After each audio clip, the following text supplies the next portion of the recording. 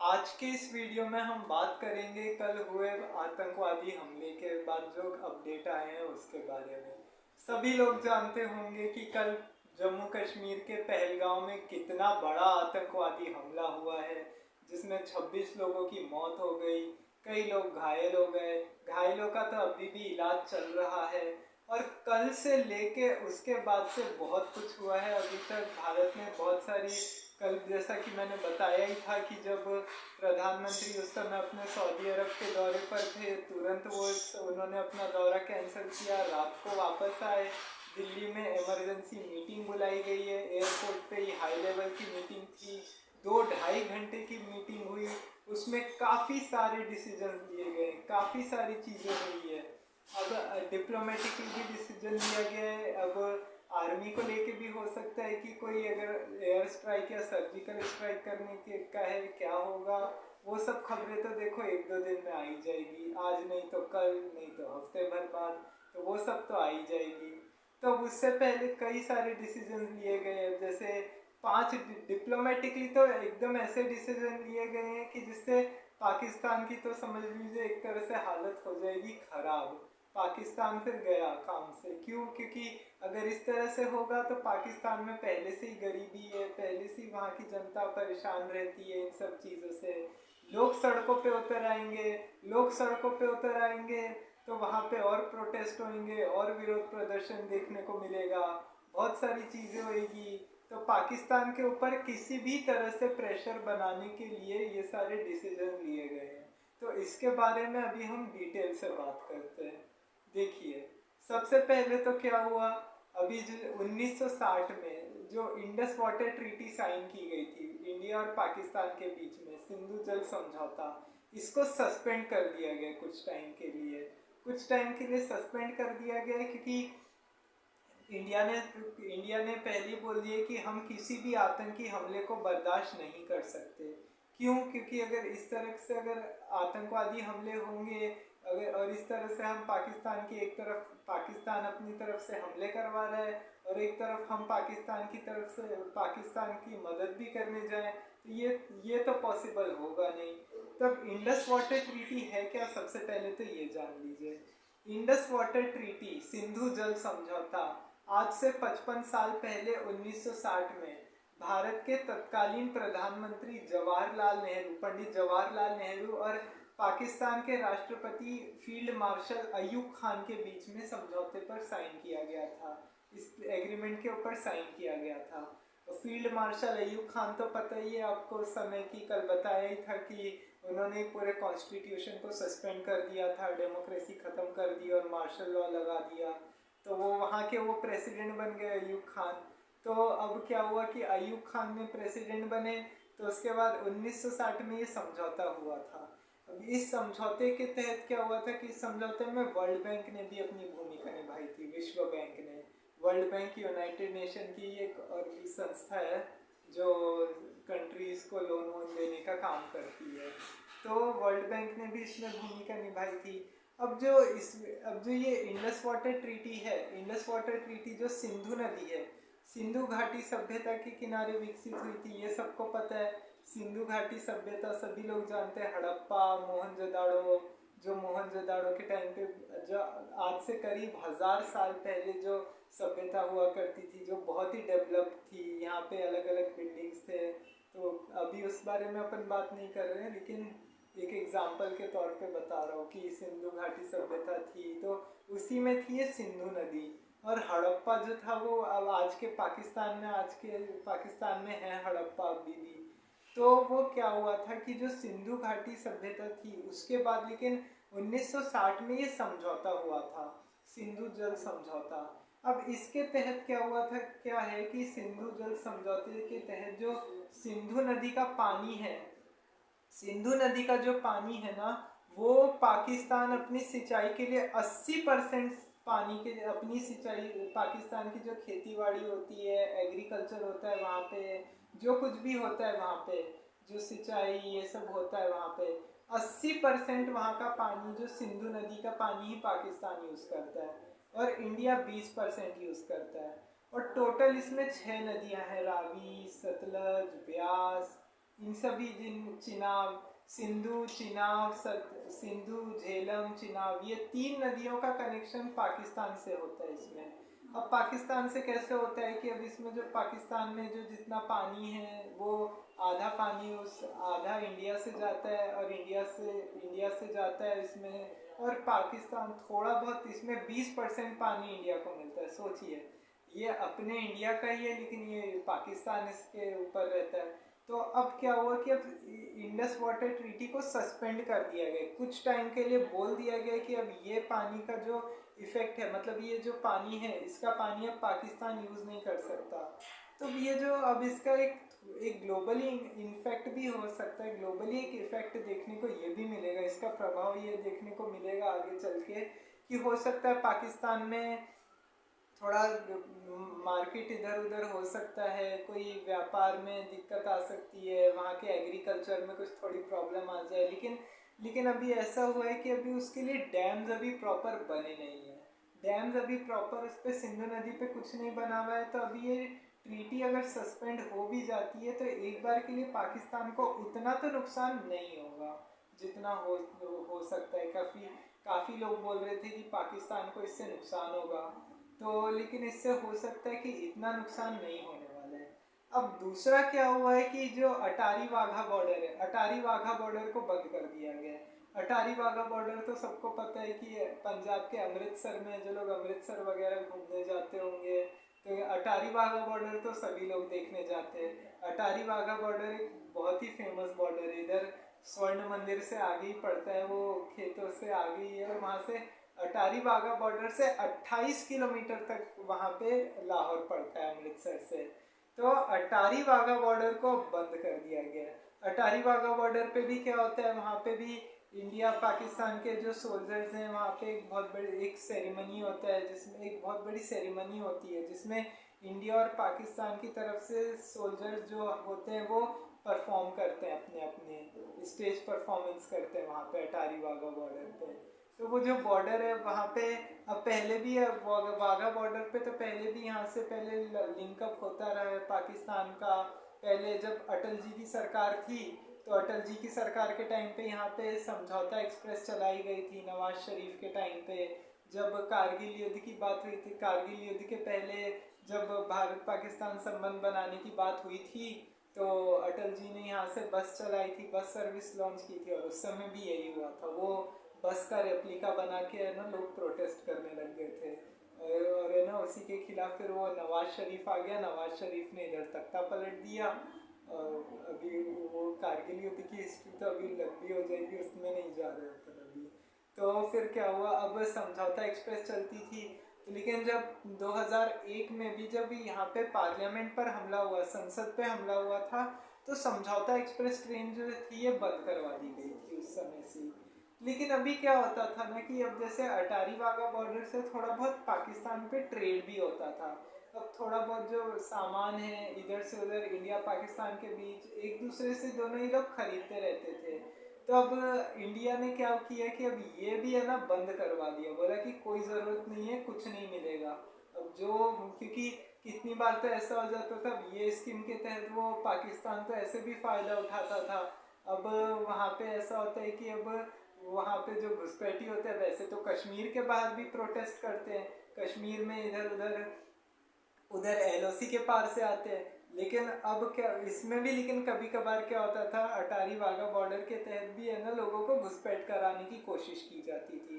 तो अब ये क्या हुआ कि अब ये भी बंद कर दिया गया, मतलब अटारी वाघा बॉर्डर से भी अब कोई आवाजाही नहीं होगी, कोई पाकिस्तान या इंडिया के सोल्जर्स वहाँ पे कोई परफॉर्मेंस नहीं करेंगे, कोई स्टेज सेरेमनी नहीं होगी, कुछ भी नहीं होगा, सब बंद। ऐसे करके इंडिया ने सब बोल दिया कि कुछ नहीं होने वाला, अटारी वाघा बॉर्डर तो बंद हो गया पूरी तरह से। फिर एक और चीज़ क्या हुई है कि अब वीज़ा भी सस्पेंड कर दिया गया है। अब जो वहाँ पे जो वैसे क्या होता था, अभी कुछ टाइम पहले की बात है, अभी बैसाखी के टाइम पे अब जैसे पाकिस्तान ने भी बहुत लोगों को इस बार 6000 से ज़्यादा लोगों को वीज़ा प्रोवाइड करवाया था, क्योंकि नानकाना साहिब जो है वो जो गुरु नानक जी का जहाँ पे जन्म हुआ था, जहाँ गुरु नानक जी पैदा हुए थे, अब वो वहाँ पे तो लोग वहाँ पे ही जाते हैं ना, वो करने के लिए, वहाँ पे जो मन्नत मांगने के लिए या पूजा पाठ जो सिखों के होते हैं। अब मेन तो वहाँ का वही है। और दूसरा उसके बाद भारत के अमृतसर में गोल्डन टेम्पल, स्वर्ण मंदिर। तो वहाँ पे भी क्या हुआ कि अब वीज़ा को भी कई जगहों के जो इंडिया से जो वीज़ा, इंडिया पाकिस्तान से जो लोग आते हैं उधर रहने के लिए, इधर अटारी वाघा बॉर्डर से घुस के आ जाते हैं, वाघा बॉर्डर से। तो अब उन लोगों को भी है ना 48 घंटे का मौका दिया गया है, एकदम 48 घंटे का टाइम दे दिया गया है उनको, एकदम वार्निंग दे दी गई है कि अभी के अभी 48 घंटे में करके इंडिया को खाली करो। यहाँ जो पाकिस्तान के लोग हैं उनका रहने का कोई काम नहीं है यहाँ पे, इसलिए जाके चुपचाप ये खाली कर दो। यहाँ कोई रह नहीं सकता जो पाकिस्तान के नागरिक है, कोई आवाजाही नहीं होगी, सब आवाजाही बंद करा दी जाएगी।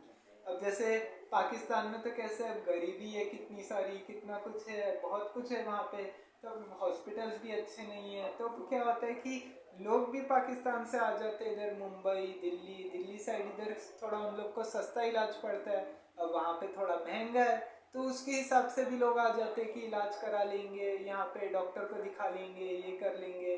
और इसका वीज़ा का क्या है कि सबसे ज़्यादा मेडिकल स्टूडेंट्स पे असर पड़ेगा। मेडिकल के जो स्टूडेंट्स हैं, तो काफ़ी इंजीनियर्स हैं बड़े बड़े, उनके ऊपर काफ़ी इसका असर पड़ने वाला है। क्यों? क्योंकि उनके वीज़ा में अगर दिक्कत हो गई तो वो जो लोग इंडिया में रह के पढ़ाई कर रहे हैं, अगर उनको 48 घंटे में जाना पड़ गया तो फिर उनके खिलाफ, फिर उनको भी अगर वीज़ा सबको निकालना पड़ेगा। उनका अगर कॉलेज में अगर किसी का एडमिशन होगा, सब कैंसिल हो जाएगा पहले ही, कुछ होने वाला नहीं है इस वजह से। तो इस वजह से स्टूडेंट्स पे भी इसका बहुत इफेक्ट होने वाला है।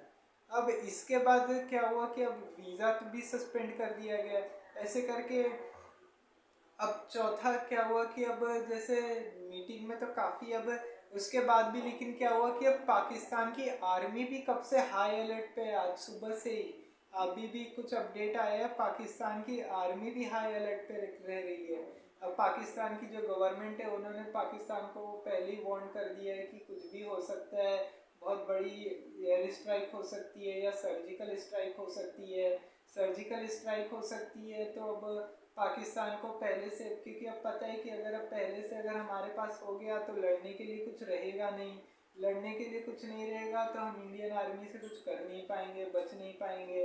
तो इस तरह से पाकिस्तान की आर्मी को भी हाई अलर्ट पे रख दिया गया है और बोला गया है कि आप एकदम अलर्ट पे रहे, क्योंकि कुछ भी हो सकता है, अभी इंडिया कोई भी कार्रवाई कर सकता है, बहुत ही बड़ी जवाबी कार्रवाई हो सकती है।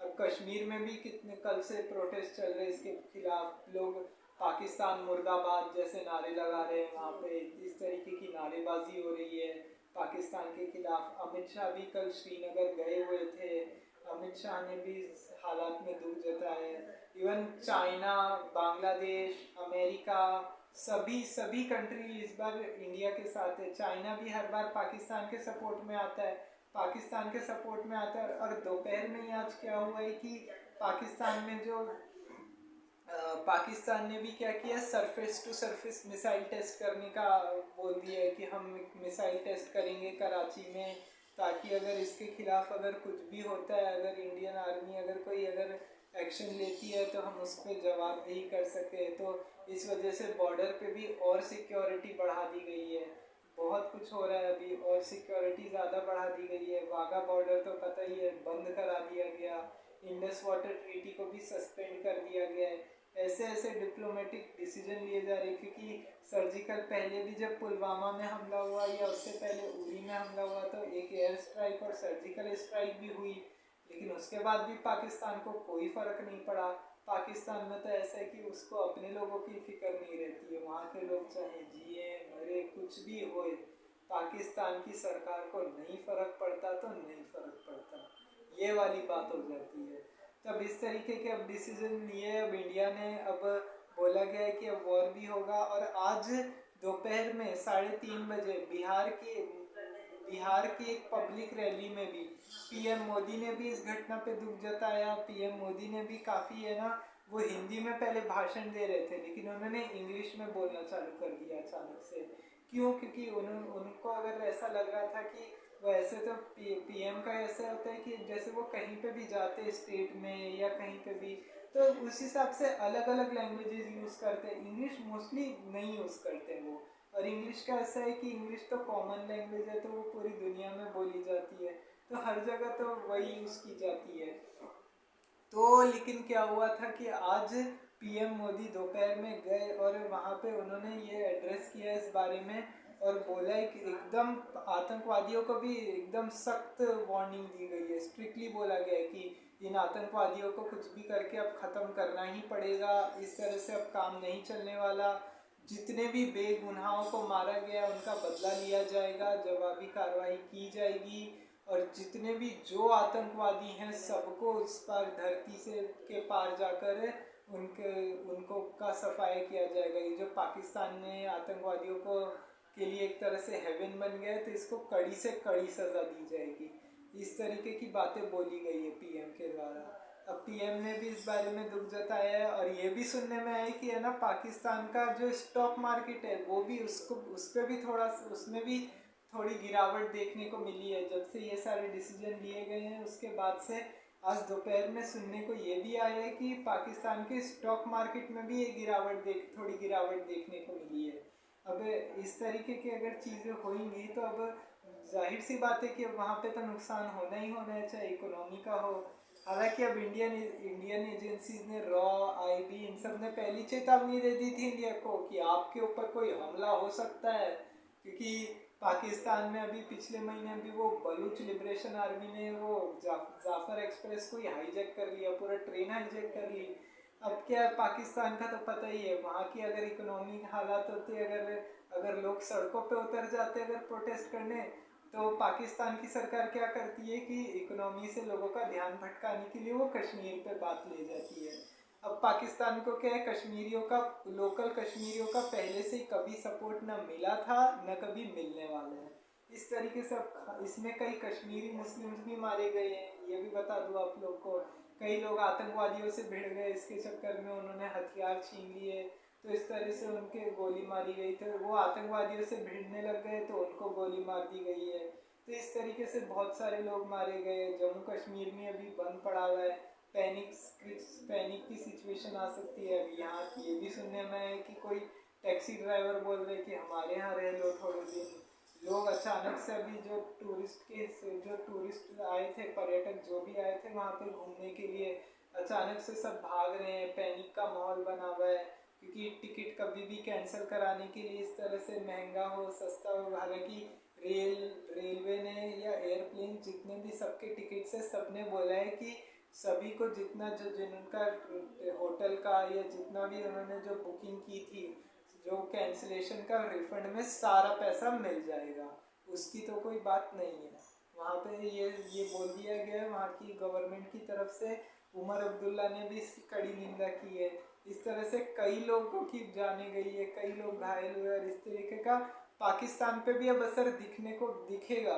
अब कुछ टाइम बाद अब हो सकता है कि कोई बहुत बड़ा एयर स्ट्राइक ही हो जाए। एयर स्पेस में तो हम वैसे ही पाकिस्तान को घुसने नहीं देते हैं, तो अब क्या है कि अब इस तरह से कुछ भी हो सकता है। Attari Wagah, even China Attari Wagah border में तो बंद ही हो गया। अब चाइना जो है वो पाकिस्तान के ही साइड लेता है।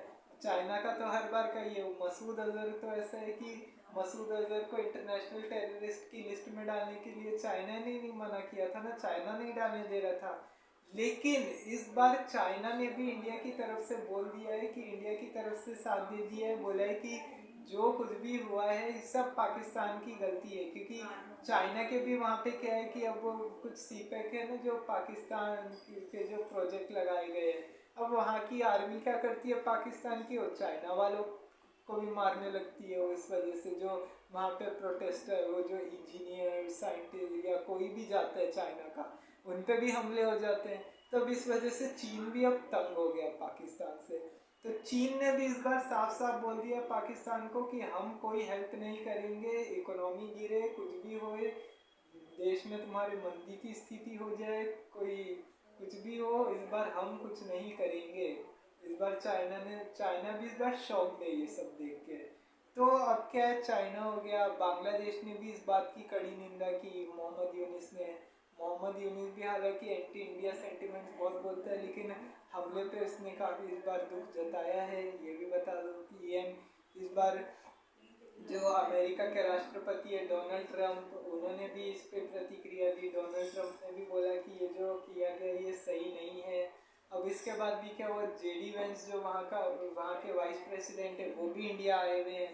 तब मीटिंग में सब पार्ट ले रहे हैं, वो भी अपनी तरफ से बोल रहे हैं, क्योंकि अमेरिका ने भी पाकिस्तान को काफ़ी पहले से साइबर जेट्स वगैरह, फाइटर जेट्स वगैरह दिए, 23 फाइटर जेट्स। तब उन्होंने बोला कि अब भारत को भी देना पड़ेगा, अगर इस तरीके की अगर भारत को कोई स्ट्राइक करनी है तो। सऊदी अरब, यूएई, ये सब तो कश्मीर में भर भर के इन्वेस्टमेंट कर रहे हैं ना। अभी जब से आर्टिकल 370 हटा है, आर्टिकल 370 के पहले क्या था कि कोई भी कश्मीरी वहाँ पे जैसे ज़्यादा होता नहीं था। अब ऐसे में क्या होता है कि अब वहाँ पे गरीबी छाई भी रहती है इस जगहों पे। पीओके में तो ऐसा है कि पीओके को तो उन्होंने पूरा एकदम वैसे बना लिया, एकदम आतंकवादियों का गढ़ बना दिया है पाकिस्तान ऑक्यूपाइड कश्मीर को। और वो लोग, ये पाकिस्तान इसको आज़ाद कश्मीर बोलता है। इस तरीके के तो काम करता है पाकिस्तान।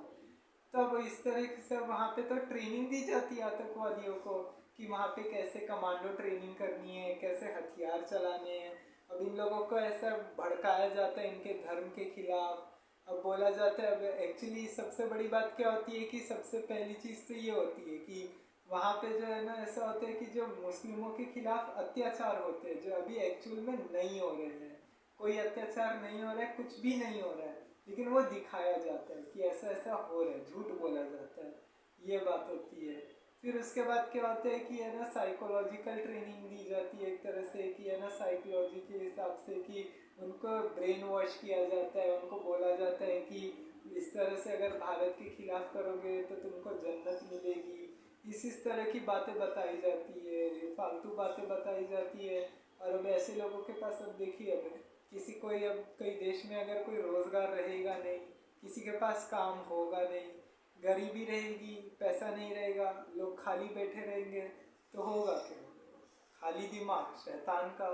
तो इस तरीके से अगर होगा तो फिर वहाँ पे लोग ये ऐसे फिर ऐसे काम करेंगे, फिर इससे ऐसे फिर नुकसान भी होता है। इस वजह से आम लोग इसमें फंस जाते हैं। तो फिर इस वजह से क्या होता है, आतंकियों को ट्रेनिंग दी जाती है। लेकिन अब लोकल कश्मीरियों ने भी है ना इसमें पार्ट लेने से अब मना कर दिया है कि अब बोला गया है कि अब जो भी होगा अब इंडियन गवर्नमेंट के साथ ही हम रहेंगे। और बलूचिस्तान भी अब अलग होने की बात कर रहा है कि हमको जो बलूचिस्तान पे इस तरह से होता है, अब चाहे पाकिस्तान में जो ये हमले होते हैं अलग अलग तरह के, जो तालिबान का अटैक होता है, कई सुसाइड ब्लास्ट हो जाते हैं कितनी बार, इस तरीके की चीज़ें हो जाती है। तो क्या होता है कि अब इस तरह से जब चीज़ें होती है तो फिर उसके बाद वही होता है कि क्या बोलते हैं, इस तरह से जब हो जाता है तो फिर लोगों के पास कुछ करने को नहीं रहता है, फिर हमले हो जाते हैं इस वजह से। तो ये इस वजह से लोगों ने भी अब मना कर दिया है कि हम इंडियन गवर्नमेंट के ही साथ रहेंगे और जो यहाँ पे डेवलपमेंट होगा उसमें हेल्प करेंगे। कश्मीरियों ने भी बोला गया है, कश्मीर में अभी काफ़ी जगहों पे अभी बंद भी किया गया है, किसके खिलाफ अभी प्रोटेस्ट हो रहे हैं, पाकिस्तान मुर्दाबाद जैसे नारे लगाए जा रहे हैं, अलग अलग स्लोगन्स दिए जा रहे हैं, सब बंद किया गया है। लोग डरे हुए हैं, अभी कुछ पता नहीं है अभी आगे क्या हो सकता है। अभी आगे इसके बारे में कोई जानकारी नहीं है, कुछ भी हो सकता है। तो आगे की जैसा भी अपडेट होगा बता देंगे। अभी तब तक आज के लिए इस वीडियो में इतना ही। जय हिंद, जय भारत।